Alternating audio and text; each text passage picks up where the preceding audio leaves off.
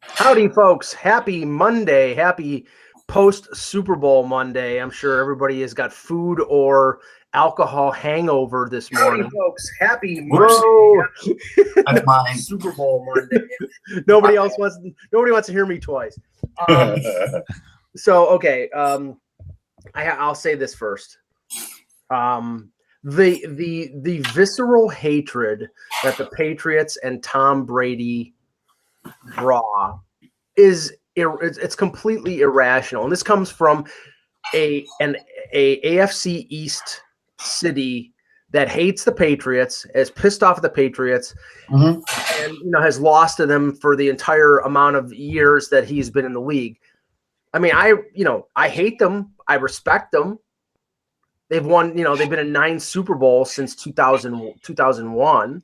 Yep. So, I mean, I don't get that. I really don't. I do. I get it. When you're at a party, you could figure it out. So, okay. And it's not just with AFC people.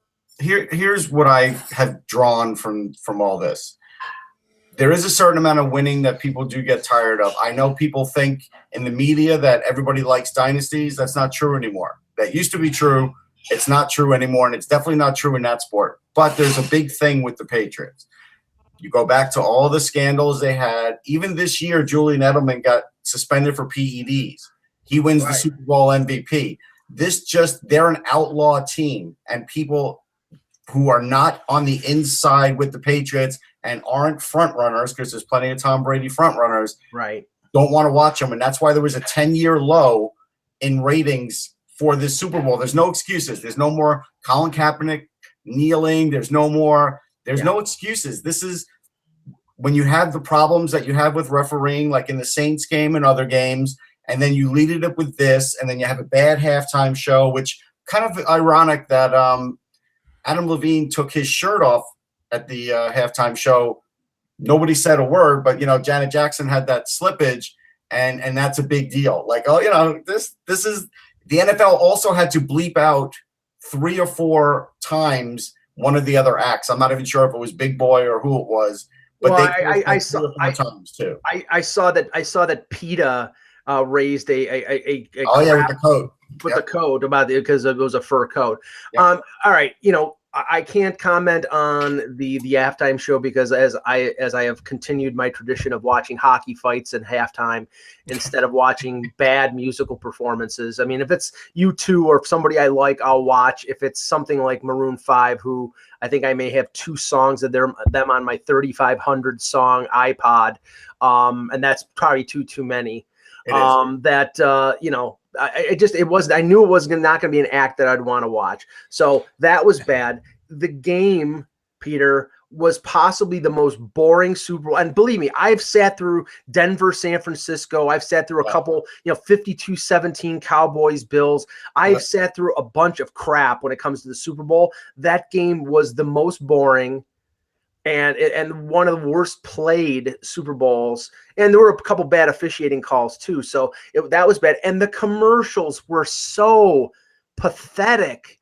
It was just a bad day, a bad night. Even, it's the only good thing was the pizza and wings I ordered. What do you expect when you put it in Atlanta? Hands down, the worst sporting city in all of the continental United States. Yeah. Like it just speaks volumes. Like everything just went bad.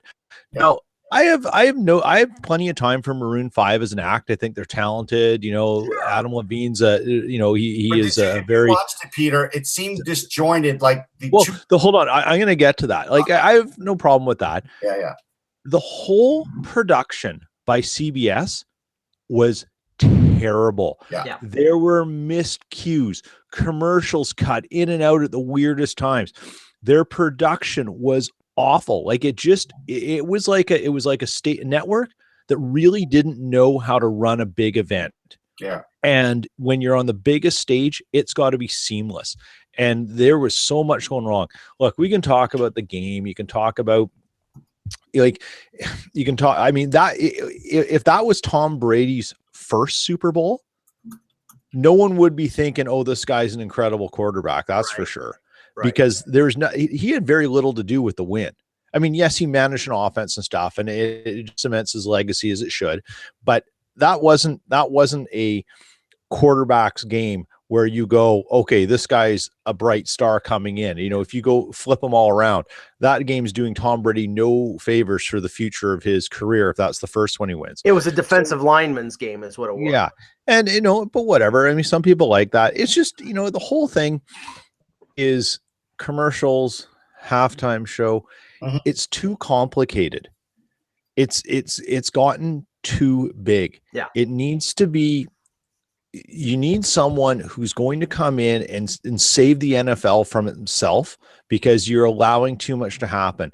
And if you're in the NFL, and particularly, you know, you look at everything with dollar bills first and everything else second. No, they should watch the Grey Cup. They should. The Grey Cup is a very simple event where actually a lot of real people go. They don't get gouged like crazy. Yeah. And you imagine, and Christine Simpson said something on Twitter that I wholeheartedly agreed with. I would rather have Shania Twain in a sleigh being pulled in and doing her act at halftime than Maroon 5. So I agree. So, Yeah. but I'll tell you this: talk about it being too big and too much of a spectacle. And I can't remember the name of the reporter, but the female reporter who was trying to interview Brady after the game, and it was basically, I mean, it was right in the middle of this massive scrum of cameramen who were pushing her, and she's like 5'1" or 5'2", and she almost got trampled. Yeah, it's bad. It took like, but even Brady did too. Like, did you see the security guys beside Brady? Yes. Brady's a tall guy in pads, and there was one guy who dwarfed him, and he was just wearing a suit. Yeah, it was a 6 foot. It was like a former offensive lineman or something like that. He was 6'6". Yeah, except he looked like he was CIA. It was bad. I will say this about the game, as far as the actual game. I don't kill Brady for not throwing a touchdown, right? Joe Namath didn't throw a touchdown in his Super Bowl win. Sometimes you just go with what the game plan is. But Sean McVay was horrible. He was billed as this great offensive mind, and as far as I could tell, he never threw to the tight end once, never tried one trick play, never did one end around. Like, it was just like, this was such a vanilla offense for Bill Belichick to go against. Even with the injury, Patrick Chung is out, and they didn't even target that side. You know why? Jared Goff was locked in on one receiver at a time. The one time they took advantage of Chung was when Cooks was open right near the goalpost at the back of the end zone. Yes. And I think it was McCourty just got there. That was the only time they took advantage of it. But Goff got him the ball late on that too. He was open for a few seconds. And that was the thing. Goff locked in on one guy. You could tell early on that the stage was too big for him. And I don't know if they tried to calm him down or what. And you also could tell by the third quarter that Gurley's knee was hurting. Yeah. Because he didn't have that spring. He in was his riding the bike on the sidelines. He was doing all sorts of things. They should have used Anderson more. Now, I get McVay took the bullet. Great. But that was just a easy game for Belichick. Yeah. But they still had to win it, and they did. The defense was good, though. The Rams' defense is good. Yeah, Goff had that Gardner 1,000-yard stare, that deer in the headlights look for like the last 2 quarters of that game. Now, I have to say this: the worst commercial, and this is just my opinion, the absolute worst commercial, and there were some bad ones, was the Burger King Andy Warhol commercial, where it takes him 45 seconds to take this old. It must have been filmed in the 70s.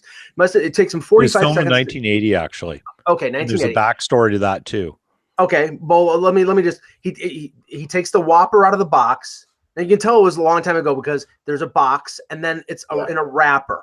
Okay, so he takes and it's a minute. He opens the box, he opens the wrapper, he then is trying to pour out Heinz ketchup, and he's having difficulty doing it, and then finally he pours it out, and then he dunks the hamburger in the ketchup. That was my big problem. Is first of all. Well, he didn't really do that, though. That was a mashup, I believe, because I think I think the Heinz ketchup thing, if I remember as a kid, was from a Heinz commercial. And so I think what they did was a commercial mashup there of Andy Warhol. So the backstory on that Andy Warhol thing was it's actual footage of him with Burger King stuff. Right. But what happened is when they were doing this, he actually asked the production crew to go out and get him some McDonald's. They couldn't. And they ended up getting him, and he said, "Okay, well, I'll take Burger King then." Okay. And that's how they actually so that footage is basically real. I read about this in an ad thing I follow into. Is the dunking part real? I don't know. I would be surprised. It didn't look like it was. It didn't look like it was like. It looked a little weird to me. It did. Well, it's weird because he's dunking a friggin' hamburger in that crap ketchup. Yeah, I don't know. Ketchup is terrible. Now we just lost another sponsor. That's all. Too bad. Sorry, Heinz. Go support John Kerry for president. I didn't even get to see that one. We saw some, but not all of them. It's weird up here in Canada. And I think the best commercial was the cross plug of the Bud Light Dilly Dilly with the Game of Thrones commercial where the dragon comes in. Oh yeah, I did see that. And wipes out Dilly Dilly. Yeah, he's dead now, it looks like. Yeah. Yeah, that was good. I liked that. The death of that is good. Yes, please. I hope that's the end of it. And the Stella Artois commercial with Sarah Jessica Parker and John. I didn't see that was the thing I was very surprised at. There was so many commercials that were reliant on stars. It was they were, but Jason Bateman is now up top again. Adam Scott, Yeah, but I will tell you this. The one that was like an oasis, if you were like not watching the television, but you just were listening, was it Budweiser that opened with Pinball Wizard, the beginning of it? No, that was the Toyota Supra. Toyota, right. So we all gave up on the halftime show, right? Because it was sort of bad. We're all doing whatever, getting food or whatever. And then we hear Pinball Wizard, and a few of us ran over to the TV like, oh my God, are they actually doing that live? And then we realized, no, it's just, a commercial.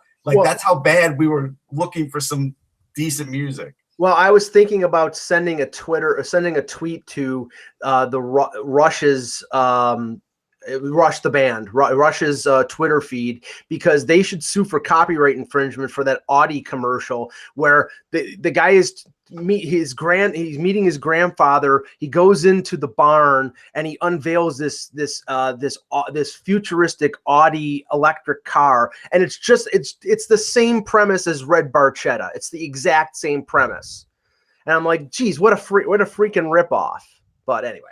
Okay, enough with Super Bowl. We'll talk about hockey now. Hello, Hockey World. Today is Monday, February 4th, 2019. I'm Peter Tessier in Snowmageddon, Winnipeg. I'm Russ Cohen in sunny New Jersey. It's like 50-something degrees. Nice day.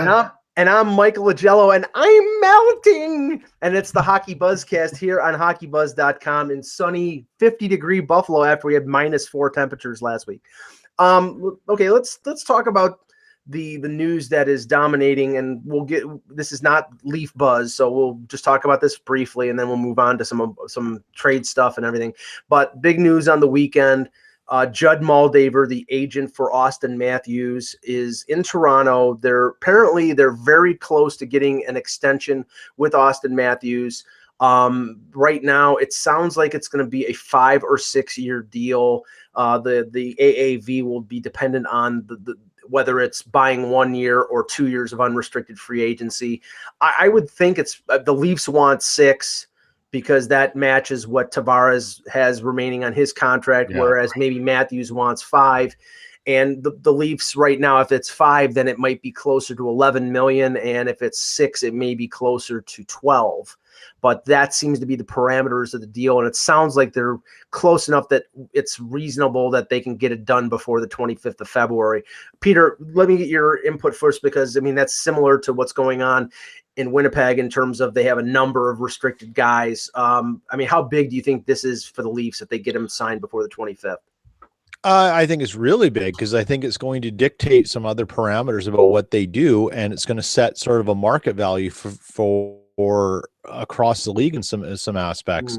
I think it's going to affect someone like Panarin as well. It's certainly going to affect how the Jets look at Line A. It's going to do a bunch of things. It'll affect Mitch Marner. That goes without saying. It'll affect Mitch Marner. But as we've discussed on the show before, it's absolutely imperative from a tactical standpoint to do Matthews first. Yes. It absolutely is, and it's going to get done. I think everyone's going to come out of this feeling pretty good about it, and I don't think it's going to be one of those contracts where we go. There's always risk. You can't, but I don't think it's going to, even if when it gets into 8 figures, we're not going to sit and groan, because if you're going to do this, this is the kind of player you do it with. Mm-hmm. Yeah. You're right. Like, and you know what? There's going to be people coming out of the woodwork in Chicago going, no, you do it like Kane and Taves because blah, blah, blah. Well, yeah, look at where you are now because of those contracts. Yeah. Well, right. You paid them for what they did, not what they're going to do. Yeah. Well, and I'll make a small prediction too. I think, that'll happen. Then they'll work on Marner. And then I think at the draft, we'll get an announcement that Austin Matthews is the captain and he'll announce the first pick and all of that. And everybody will be very happy in Leafland, except they would have been bounced from the first round of this year's playoffs. So at least that'll be a nice consolation. Well, he'll announce the pick in the second round since they traded their first round pick. I know, but you know what I mean. First pick, yes. I said. No, I think Austin, it's either going to be Austin Matthews or Morgan Riley as the captain. Yeah. Morgan Riley is a leader on that team. But it clearly Matthews is as well. I do think, and we'll go from this to talking about the deadline and some of the possible trades. But yeah, I mean, this is the thing, and I understand the speculation about offer sheets, and I railed against that on Friday, and I'll continue to do that because I swear to God, that's all it's complete fodder for the hockey shows right now. Well, maybe Mikko Rantanen will get an offer sheet. Well, maybe Kasperi Kapanen will get I mean, the last offer sheet was 6 years ago. Okay. I know. So until we get to July 1st and the guy isn't signed, would you shut up about the damn offer sheets? That's all my God, it's just wasted breath. Don't take it personally, Mike. It's just it's annoying because it's a complete and utter red herring. It's like it's something to talk about that may not happen. I gotta tell you, I think what's hold on. I just found something funny by accident. So there's that My Draft site website. Yeah. They not only have mock draft the entire Leafs draft for this year, but they already started on 2020.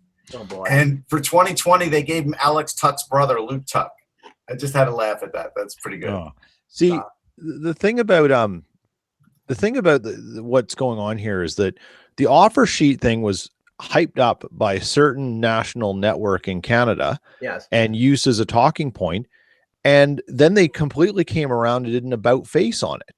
I mean, this is the level of sort of, I don't even want to call it paranoia. I don't even want to call it desperation. I want to call it hype. It's not even hype. It's the level of unimaginative thinking that is going into providing content right now. Yeah. Because for that network, if it can't be about the Leafs 24/7, they don't have much to talk about because they're really not paying attention to anything else. Right. There's a lot of interesting stuff going on in the league right now. Right. And it's not all about the Leafs. We're going to have our news with Austin Matthews signing. We're going to have some more news since Dubas makes another trade to shore up some things with the Leafs. We know what's going to happen, but you don't have to go on the verge of all news saying offer sheets, and then having Matthews sign. Like, come on, guys, just get your story straight. Like, have a team meeting. Become the fun thing to write about because it gets a lot of clicks. Let's be real about it. Yeah, no, I know. And see the thing is, and just to put a capper on this, I mean, if Matthews gets 11 for 5 years, then Marner, he's the leading scorer. I get that. He's a great playmaker, but that being a position at a certain position limits your AAV. If he is a winger, that means he's, if he makes $10 million, he's the highest paid winger in the league other than Patrick Kane. So he's probably going to make 9 to 9.5 on a 5-year deal. Him and Matthew. This is the same thing. If you remember, Kane and Taves out of entry level signed 5-year deals. I think it was $7 or $7.5 million. Stamkos did the same thing out of his ELC. So did Tavares. So did a lot of players signed 5-year deals. So it's not unprecedented that these guys would sign a shorter term deal. It's beneficial for them because they'll hit unrestricted free agency if they want at 27 or 28, and they set themselves up for another deal, which could be 8 years if the CBA allows 8 years, or it could be another 5 or 6 year deal. So maybe I think it's 15-year deals in the new CBA. Who knows? Yeah, it could. I mean, right. But that's the thing. It's like it gives them 2 or 3 or 4 years of their prime to leverage for a new contract. Whereas if they took an 8-year deal at 29 or 30, the way things are going in the NHL, no team wants to sign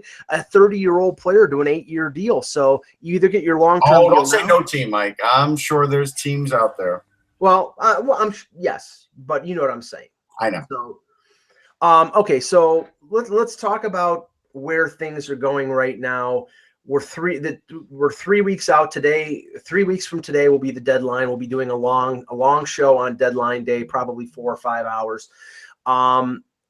The interesting thing right now is it seems to be 3 players are sort of clogging up the works in terms of the deadline, and that is Matt Duchene and Mark Stone in Ottawa and Artemi Panarin in Columbus. Now, Pierre LeBrun wrote about this in The Athletic a couple days ago, so we'll sort of extrapolate from that. Right now, it sounds like that Ottawa is trying to get one of those 2 guys signed before the 25th, and then more than likely, if they get one signed, they're probably trading the other one. If they can't get either one of them signed, then they're obviously going to ship them both out. But I would think that they're probably going to overpay one of them. And my thought is Stone will be the guy that they overpay.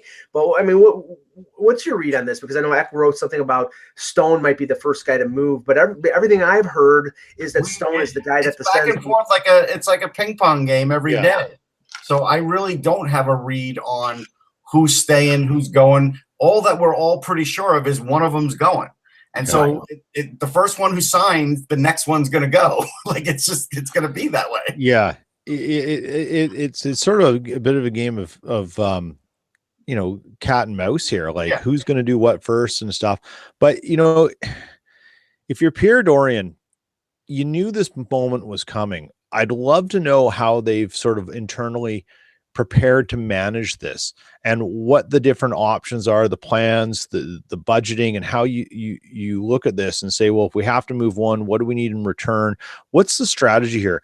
Because these are it's Their funny. Budgeting has fluctuated every year, though, Peter. So that's no, I know, but which makes it even more interesting. Yeah. And just on aside from this, I was watching before the Super Bowl. I was watching the 30 for 30 on the 2 Bills, Belichick and Parcells, and their history together. Mm-hmm. The biggest thing the NHL hasn't done is have incredible archive footage and get it out on all the stuff that they did in there with guys talking on the benches and things. And why isn't anyone going back and talking to former GMs about things that they went through and how and getting this stuff out there? That is, I mean, we just criticize the NFL a fair bit here, but that is where they're not just ahead of the other leagues. They're in a different universe ahead in terms of the history and the documentation, the archiving, and getting that information and stories told. There are many great stories from the 70s and 80s of things that they go into books, and nothing wrong with books, but there could be video footage. There could be stuff that we could learn from about how GMs did things and what their decision-making process. It'd be fascinating. And I'd love to see that, because right now we're watching it in so many different fronts. A book once in a while, Peter. Maybe one of mine. Oh, yeah. Well, there's some people who have written books who I care not to support too, though. Well, Russ. I mean, the NFL had the advantage. The NFL had the advantage because they set up, or they had the avenue of NFL Films. Right. NFL Films, they're on a different universe. I took a tour there once, and it's an amazing place. There is no sport that has anything like it. Major League Baseball's close. Yeah. They're probably the next. Yeah, they're probably the next, but nobody has anything like that. Yeah. And they've already had Emmy award-winning producers there. The NHL just doesn't have that. They don't have that budget. They haven't put the kind of resources into it. I mean, the Hockey Hall of Fame. They don't put resources into anything. No, but the Hockey Hall of Fame has been. I know that they've been accumulating archival footage, and guys that I know, like Paul Patskow in Toronto, is a historian who finds video of things from, he found video of the famous Derek Sanderson fight in junior when he was, I think it was Niagara Falls. This is in the 60s. And I did send him footage when I tried out for Yeshiva University as a goalie.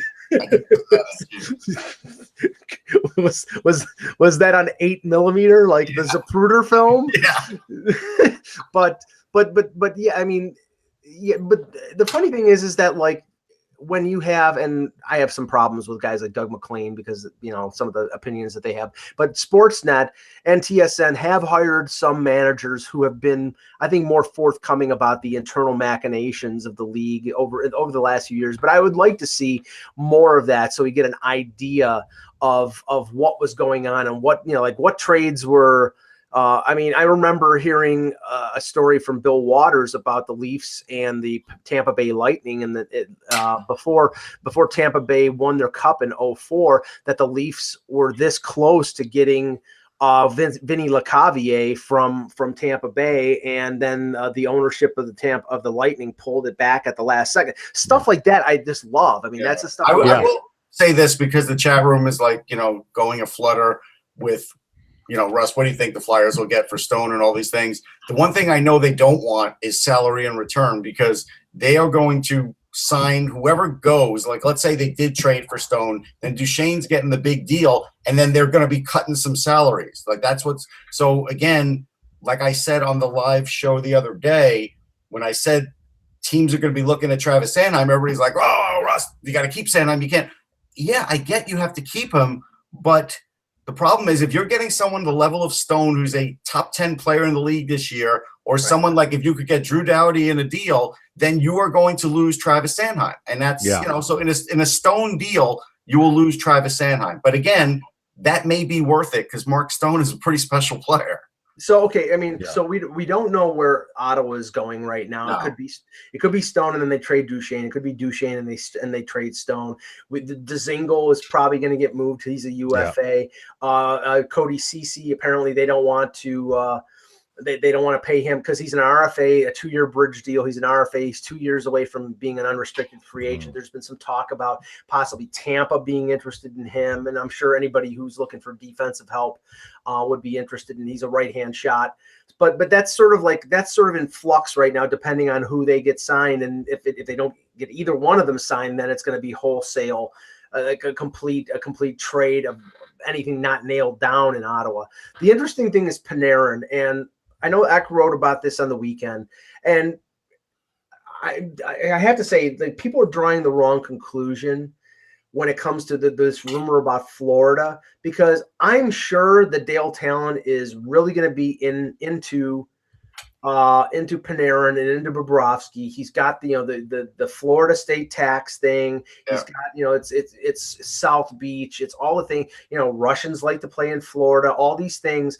One thing though, it's not going to be before the deadline. Why in the hell would Talon trade players to get the rights to them when he can sign them on July 1st? Well, I have another. Go ahead, Peter. Well, I was going to say the thing that came out today was there's a belief that Talon wants to get Bobrovsky so he can sign him to an 8-year deal. Okay, so let's and I think that came out from Larry Brooks, did it not? Okay, let's explore that for a moment. Yeah. If they do that, is Roberto Luongo retiring? I think he's going on. I think he's going on LTIR, and unlike some other veteran players. Yeah, but I don't think he can. He doesn't really have an injury. Sure, he does. He's injured every friggin' day. No, he can go on LTIR. He can go on LTIR. He's going to live on LTIR for 2 years. You think Roberto Luongo wants to do that? I don't think he wants. I think he'll take. Why not? No, see, but remember the stink he raised in Vancouver when things were going bad. I think he will raise a similar stink in Florida if things don't go his way, and I don't blame him. Like, he's a Hall of Fame goalie. I don't think Luongo raised a stink in Vancouver. He did. Oh, he did. He did when he was in competition with Corey Schneider. Absolutely, he did. Right, but then they traded Schneider, and there was less of a stink, but because he was the number one guy again. But then the team wasn't as good, and see, I don't think there's going to be a problem with Luongo because they can sell him being on LTIR because of his history of injury problems. I don't know if he wants to go out that way. I don't know if they can sell him on that. Luongo's an insane competitor. He is. He is like, he won't want to go out that way. No. But, but you'd have to deal him. You signed Bobrovsky for 8 years. I mean, do they trade him back to Vancouver? Hold on. Do they trade him back to Vancouver? He won't. I think he's got I don't think there's any no trade protection on that contract. No, there isn't. No. So the thing about let's explore that for a minute. No, I'm going down that road. The thing about that is you have to do something with him, right? Because one, you're going to be over $12 million on 2 goalies. Right. There's no way. Well, and what I was going to say is the fact that you've got James Reimer for another 2 years at $3.4 million. You're probably going to have to give up an asset to get somebody to take his contract. Yes. Yeah. Well, I mean, Luongo is $4.3 million for another 4.5 million for another 3 years. Yeah. But the money paid out is significantly less. I think it's like I'm checking it right now on Cap. Yeah, the Canucks are eating some of it too. Well, no, not just that. It's like, okay, after this year, remember this is one of those cap diving illegal deals that there's cap recapture on it. His salary the next 3 years is under $1 million for all 3 years. That's why Russ. That's why. But in Vancouver's paying $800,000. Well, that's the other problem, right? That's why, and again, that's why I think he'll accept going on LTIR. No, I don't think he will. I don't think he will. And again, Vancouver may have to take him back. Well, to avoid the cap recapture, they might have to. I mean, I don't know what the ramifications are of that. I know it's like with Shea Weber. If Shea Weber retired a year before the end of his contract, Nashville would get like a $25 million cap penalty. Yeah. So I'm sure it's similar to that with Luongo. But just to finish off that point, Panarin and Luongo, Panarin and Bobrovsky, I think it makes little sense. I mean, remember, they would have to trade him before the deadline for them to qualify to sign him to an 8-year deal. You can't trade him in between the end of the season and July 1st, and he qualifies for the 8-year deal. Remember, that was talked about. That was talked about with Tavares, and the only team that could have signed him to 8-year deal was the Islanders. So. I mean, it does, because unless they're getting them for pennies on the dollar. I think if Columbus trades Panarin, they're trading him as a rental to a team that's competing for the cup. He's got no trade protection, and they probably keep Bobrovsky because he could go anywhere he wants to go. Maybe he'll waive to go to Florida. Maybe he will. Maybe. Now, the other thing tied to those three names, Panarin, Duchesne, and Stone, again referring to Pierre LeBrun's piece in The Athletic, he says that the market has cooled somewhat on Michael Furland simply because everybody seems to be waiting on those big three names, and that he's like the plan B for everybody else. I think the market was going to cool on Furland based on Furland's lack of production too. Yeah, that's true. And this is the thing that's interesting, Peter. I know that they were talking about this on the Saturday headlines on Hockey Night in Canada, that the teams that are willing to trade first-round picks, and I think the three that they named were Nashville, Winnipeg, and Calgary, that they have the leg up in the rental market because everybody who has these players like Panarin, like Duchesne and Stone, especially Ottawa, because they don't have their own first-round pick. They want a first-round pick out of one of these deals just to get back into the first round after they traded their own. Yeah, absolutely. Yeah. Okay, so let's just talk about the weekend now. What was the final score of that Winnipeg-Anaheim game? It was 9-3. Yeah, I mean, I know that Anaheim is in Toronto today, and they're playing the Leafs tonight. I think they've lost 17 of their last 19, and the talk out of Anaheim is, again, not firing Randy Carlyle, but if things don't turn around fairly quickly, that they may trade. They're talking extension with Silfverberg, but they're not making any progress on that. And if they don't, then it's more than likely that they're going to ship him as a rental before the deadline. There's even talk of them trading Adam. I heard the name of Adam Henrique, which makes no sense because doesn't make any younger guys and he's under contract. So why would you do that? Yeah, I don't get that either. Unless they're just going because he has value. I mean, a lot of people like Henrique. They do. They like his moxie. They like his skill level. Maybe he will get dealt again just because he's in demand. Yeah. But you'd want to take, you got to take that's a contract to take on. So that's a much more complicated deal. And those are the kind of deals that you wonder, like they may do that, but is it the best time to do it at the trade deadline? It'll be a summer deal. You're right. Yeah. Yeah. So, I mean, now I think the interesting story right now is not what the teams that are, I think it's a no-brainer that they're buyers, the Bruins, the Leafs to an extent. I think they'll make us another move or two. And the Bruins are clearly buying for like 12 positions based on everything we read. So yeah. Well, but it sounds mostly like that they're looking for either a center or a winger for their top 9. But you're right. But it's the teams that are on the bubble. And I mean, we talked about Columbus, and we'll continue to talk until they actually do something. But what about a team like Carolina, and what about a team like Buffalo? I mean, they're 3 points behind Columbus right now. Buffalo is in this weird spot where I think their fan base definitely wants them to make the playoffs. They haven't made the playoffs in it will be 8 years if they don't make it this year. They have a decent team. They had that great early start, the 10-game winning streak, and then they've sort of stepped back. And they actually have one of the worst records in the league in December and January. So you don't really know which one is the real team. I'll tell you what I think about Buffalo. I don't think they'll be buyers, because I do think they've seen the fall off in their goaltending right now, which is probably also based on their defense a little bit, which I agree. Still isn't really there.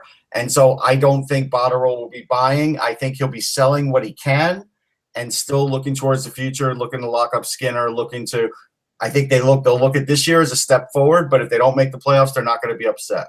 Well, Peter, the name that I heard mentioned by somebody in the last 48 hours was Jason Pominville, he's a veteran guy. He's been around forever, and he played early in the season, and he's got a heavy cap hit, but he's an expiring contract, so somebody could make room if they figured he would be a help.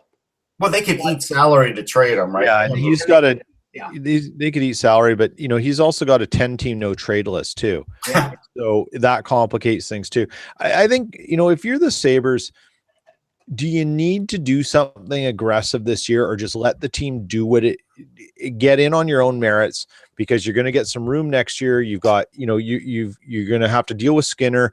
Pominville comes off the books. Wilson, I think, is off the books by then too. Wilson's off the books, but it's $4 He's million. been off, but he'll be off. Right, but they can only bury $1 million. You've got some cap space to move around with. You've got some options. You got to see what this team is, because there's some other decisions that are going to come along with what Buffalo is. So if you're Botterill, the ship's sort of righting, and it was really good for a bit. There's still I think there's still some questions around Housley as a coach, but he seems to be doing enough that the team's okay. Let them figure out who they are and what they are without doing anything. And if someone wants to take Pominville off your hands and it works, do it. Right. Get something, but maybe also just let them get in and see if they can do it on their own. And that'll give you an idea of what you're looking at for the future, which is a valuable thing too. Yeah. Yeah. The one thing that's curious though, is like the most attractive piece they could use as a rental or sell as a rental is Skinner, if they can't get him signed. Now I know that they want to bring him back. They see that he's a good fit with Eichel. They do have a lot of cap space, as you said. Molson and Pominville drop off. They opened up cap space with the Berglund exodus. So they have a lot of, but it's a question of whether Skinner wants to be here. And he's saying the right things, but do they risk, or can they risk him not signing before the deadline and then going someplace else? I mean, you have a commodity. Now, they don't need a first-round pick. They have 3 of them already for next year's draft. But that's where, like, I mean, if you can't get them locked up, then I think you have to think about trading them. No, they're not trading them. I know they're probably not, but I mean, I think it's short-sighted. They're just going to ride it. They got a bonus here. They're going to give him offers along the way, and they're going to hope he signs. If not, they'll trade his draft rights. Somebody brought up something interesting in the fact that you've got these 2 linchpin number 1, number 2 defensemen in Ristolainen and Dahlin, and you've got Jake McCabe, who I think is a pretty decent defenseman. You have a Gooley who's coming up.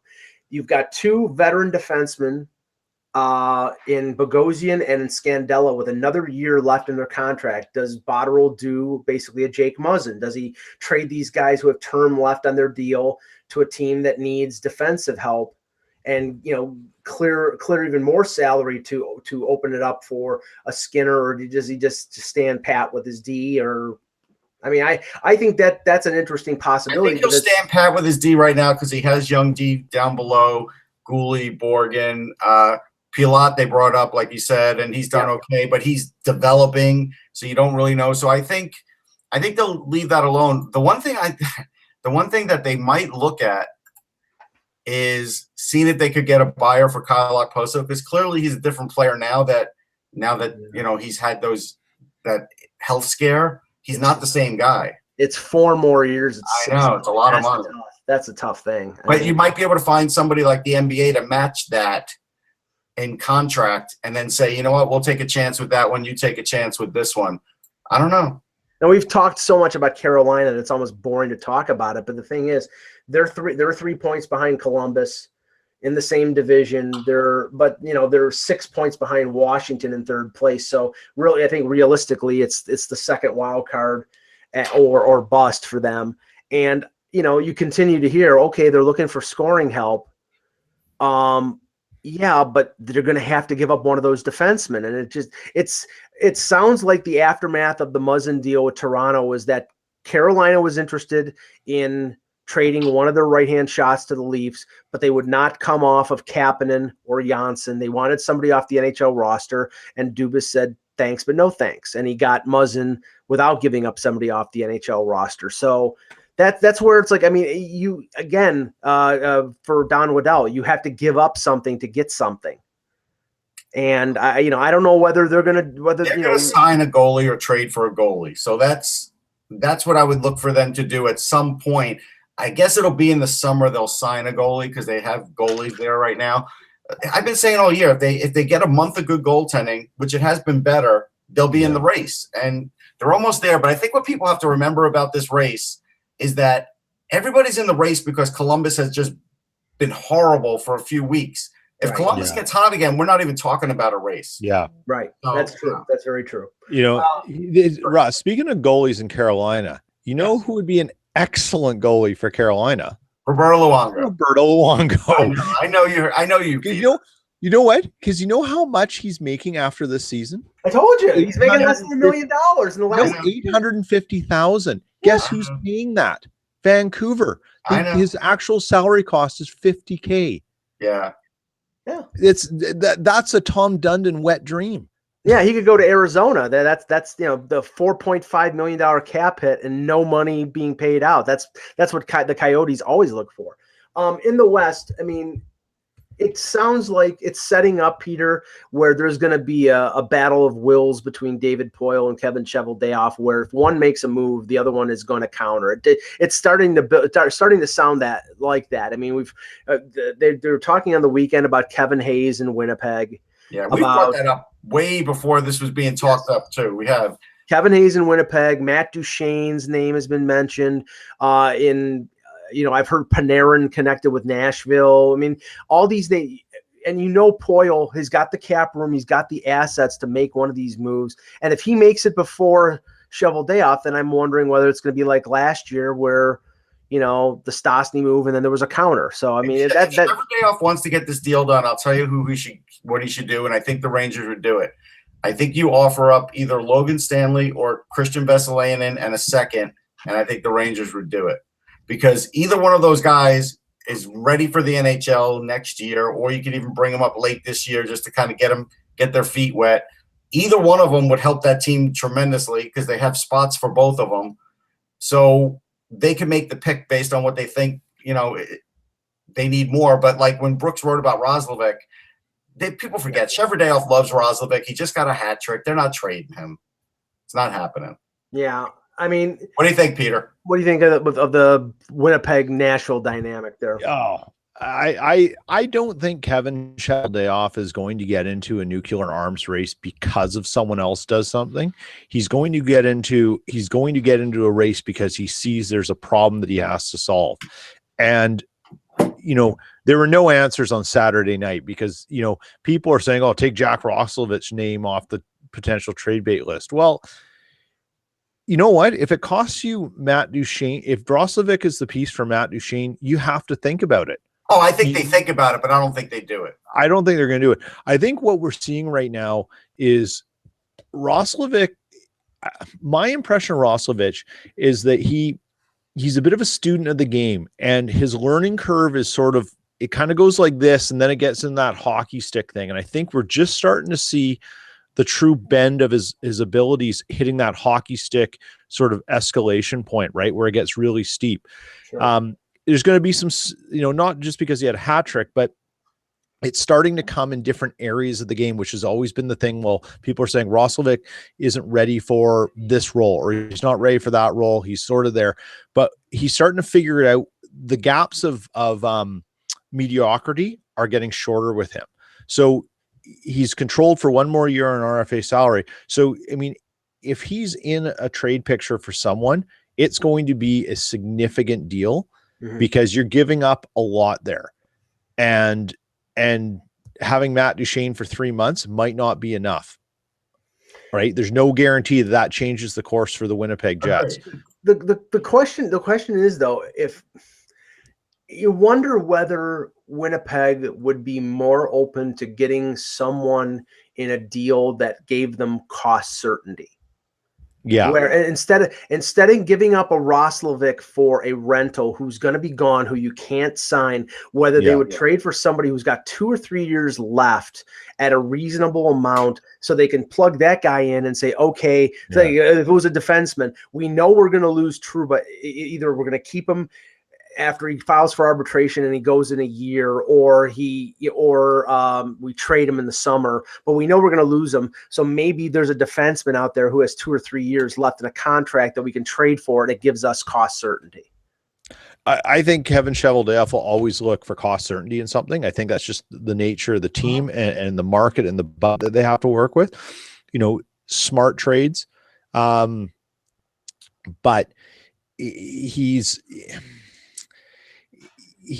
his cost certainty has to come in the bigger picture of things, and where so say they decide they need a center who drives play more.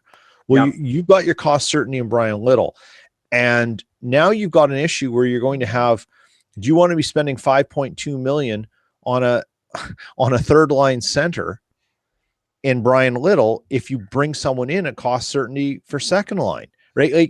There's all these different things. So preferably, so it looks, you have to look at pieces of what he's willing to move with in a cost certainty, and taking salary on means he's got to give salary up or give something up, give up a future salary liability. I mean, the Jets have a complicated dance, and probably a little more complicated than the Leafs because of some of their free agents as well. And it's, and the Jets depth isn't as good as the Leafs on the farm. Like, I think the Leafs in time can start replenishing things from within sooner than the Jets can, although there are some options, but I think the Leafs farm system is a deeper thing. So, they've got this challenge here, and I'm not sure if I was going to lay money down, I'm saying Kevin Cheveldayoff has to find a team that's willing to hold on to some of the salary on acquisition and is looking to move a player for some other reason than what's already out in the rumors. Kind of like how Stasny came out of nowhere. I think that's the scenario where he's looking at. And to tie back into Nashville, if Nashville loads, you can't control what another team does. You can only control what you do. I think the Jets feel fairly confident against Nashville. Now, if they add Matt Duchene in, then you've got some other thinking to do. But again, why do you want to go up against someone who's loaded up and has spent that money? So you spend money or assets to go to another war, because whoever comes out of that, they might just be shot anyways if two teams meet again. A couple things, and then we'll take some questions here. One thing I can draw from the weekend, the Edmonton Oilers defense sucks. It is absolutely pathetic and terrible. It was even more than that, but yeah. Go ahead. Because so it was partially their defense. It was definitely their penalty kill. Hitchcock killed it. It was the fragility of their mentality when they were losing a lead, that it's like, this game's going, the wrong way.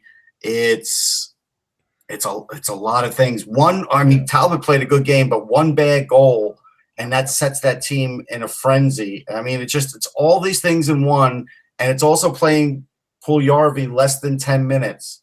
There was a game last week, he played him less than 7 minutes. And Puljujarvi started off that game great. He was engaged. He had 3 shots on goal early, and then they stopped playing him, which was stupid. I saw the finish to the Philadelphia game. I didn't see the end of the Canadiens one. It was basically Drouin going untouched in overtime through the overtime around Chris Russell again, right? Yeah. Although Russell had a good game against Philly, I'll say that until the overtime. Yeah.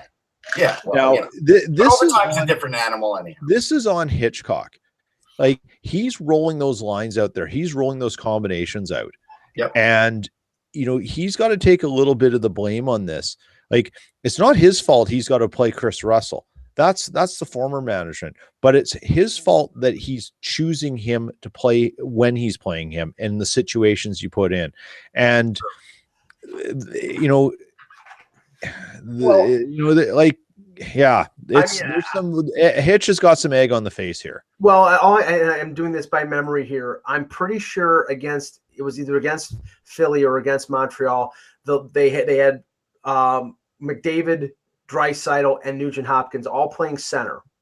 They had the wingers for, I think it was Lucic and Ratty with McDavid. It was Cassian and Jujarkara with Draisaitl. I mean, it was you have 3 good centers and you've got nobody to play them with. And he puts Puljujarvi on the 4th line and doesn't play him. At least, he has offensive talent. It's like, so, I think they're shooting themselves in the foot. I think they're lying to themselves. They think that they're in the playoff race right now. They have 51 points. They're tied. It's a 4-way tie. St. Louis, Arizona, Edmonton, Anaheim, all at 51. Vancouver's at 54 in the second wild card, and Colorado's at 52. So the only thing that they have is the fact that everybody is bunched up, but none of them are good. Arizona's doing it with spit and baling wire. They're keeping that team together, even though everybody has been injured. I think the interesting story in the West is whether Colorado makes a move because they have that second first-round pick and they want to get into the playoffs. Whether Minnesota tries to plug the hole on defense with Dumba out, whether Vancouver decides to add somebody to give them a better chance to get in the postseason. Russ, do you think right now Philadelphia has won, 7 games in a row? Do you think there's any chance that they win a couple more than they pull Simmons off the market? No. Okay, no, I think Chuck Fletcher knows that the core has to change. We've seen the ups and downs. I think they're firm, and if he doesn't sign at their terms, that they're gonna trade him. So watching the game against Edmonton, while he had a goal, skating in open ice, it's not great. If he's trying to get down the ice and make some passes and get some offense going, can't do it. Now, if he starts in the offensive zone and then he's working off the boards, getting to the net, yes, he could do that. Yes, he could do the power play, but he's losing his speed, and so I think you do have to trade him regardless. Like, I wouldn't even sign him now. Right. One interesting note, and then we'll take a couple questions. Arthur Staple, who now writes with The Athletic, was commenting on Pierre LeBrun's piece reporting about Brian Boyle being on the market for New Jersey. And he's had a pretty good year this year. I think he had 11 or 12 goals in 44 games. And, playoff veteran, big center, 3rd, 4th line center. I thought there was a possibility maybe with Toronto with their 4th line center situation that they might be interested. Lou Lamoriello and the Islanders. Staple says it wouldn't be surprising if Lou, who traded for Boyle when he was with the Leafs, traded for him with the Islanders. Now, the thing I would have a tough 2nd round pick, probably. Right. But I think or one of their, or a Del Cole or a Hosang or somebody. I don't think they're going to trade Del Cole. Del Cole is starting to score. Okay. And so I think now, because he has the size and his hands are good and the skating's good enough to stay in the league, I don't think they're going to trade Del Cole. Would you, if you were Lou, or if you were Ray Shero, would you trade Brian Boyle for Josh Hosang? Yes. Tomorrow. Okay. All right. Let's take a few questions before we end the show. Yes. Yep. Okay. Questions real quick. All right.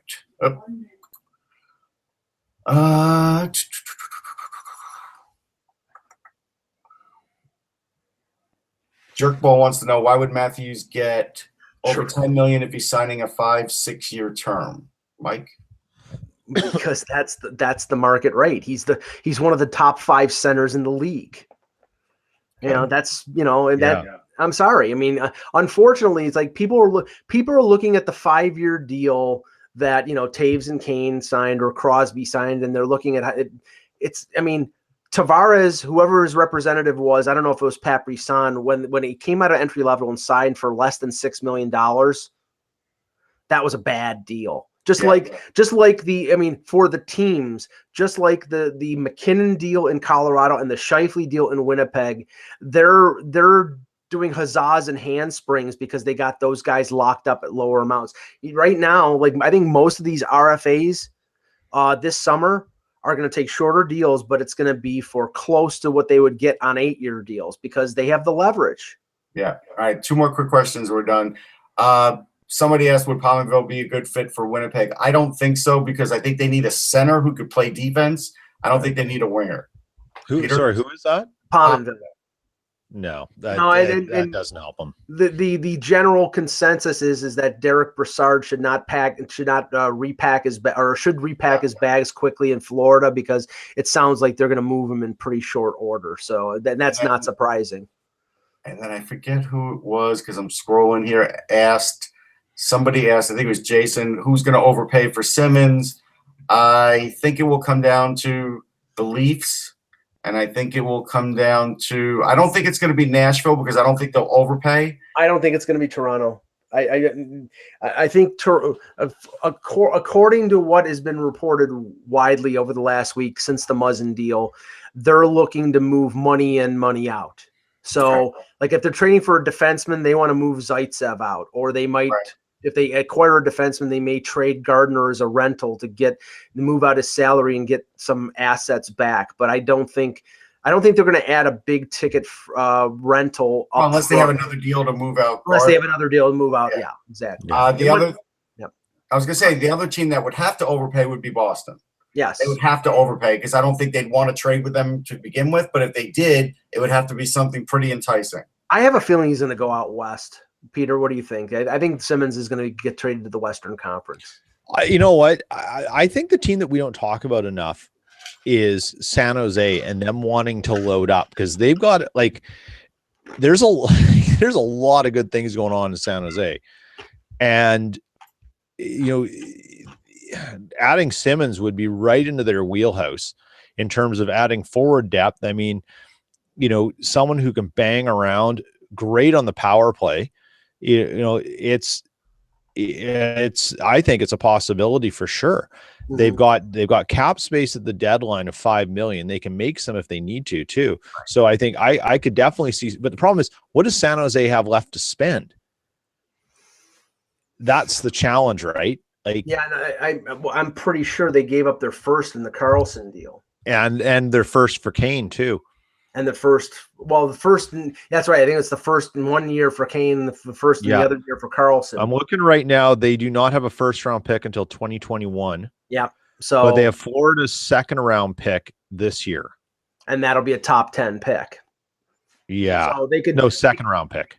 Yeah, no, top 10 in the second round. Yeah, top 10 in the second round. So there's that, but you look at their roster, maybe they'd want to. Well, I think their problem is, and we'll end the show on this. I think that San Jose's problem is they're going to have to make some hard decisions when it comes to, if they re-sign Karlsson, which has been talked about. After the 25th of February, they can do that. I think the victim of that eventually is going to be Vlasic, because Vlasic is making over $8 million. He's not having a good year this year. They will have Karlsson and Burns, and they can't be paying 3 defensemen over $8 million. Yeah. No, it can't. It's not feasible. No. So I think Vlasic's cap hit is $7 million. Right. Right. And his total salary is 7.25, but he's 31. Right. And he's not having a good year this year. No, and he goes on. His contract doesn't end until after the 2026 season. Yeah. Like, and look, he's not having a great season, but he's still Vlasic. But I mean, age curve, there it comes, right? You know what it is? He is a prototypical two-way, more defensive defenseman who blocks shots, who absorbs who plays a lot of minutes, who absorbs punishment. And it could be, and that's the trouble with, like, if your plan is to move him, you're not going to get much back because the team is taking all the risk with and you're retaining probably a third of that salary.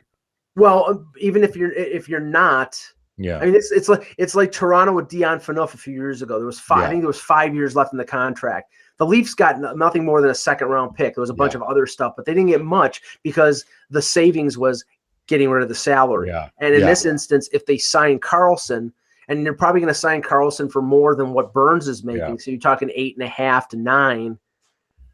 Then you can't do it. Because you have Pavelski and Thornton are done too. Yeah, and I think so whatever you give up on those two, you're just putting back into Karlsson. Right.